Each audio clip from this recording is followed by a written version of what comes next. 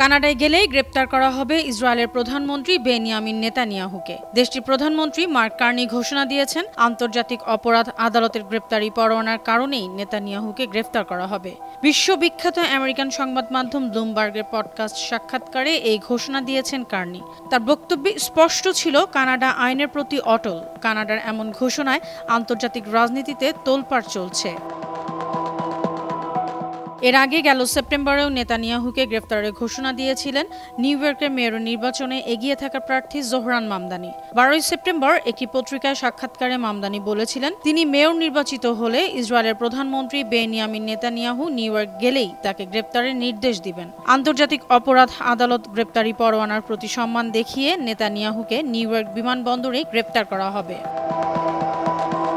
কানাডার আগে Belgium, Denmark, Finland, Ireland সহ ইউরোপের বেশ কয়েকটি দেশ নেতানিয়াহুকে গ্রেপ্তারের ঘোষণা দিয়েছে।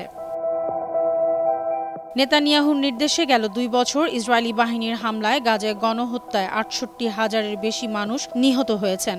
এ কারণে 2024 সালের নভেম্বর মাসে আন্তর্জাতিক আদালত নেতানিয়াহু এবং ইসরায়েলের তৎকালীন প্রতিরক্ষা মন্ত্রী ইয়োভ গ্যালান্টের বিরুদ্ধে গ্রেপ্তারি পরোয়ানা জারি করে। কিন্তু সেই পরোয়ানাকে পাত্তা না দিয়ে দেশ বিদেশ চষে বেড়াচ্ছেন ইসরায়েলের প্রধানমন্ত্রী। অনন্যা চৈতি, আন্তর্জাতিক ডেস্ক, বানু টিভি।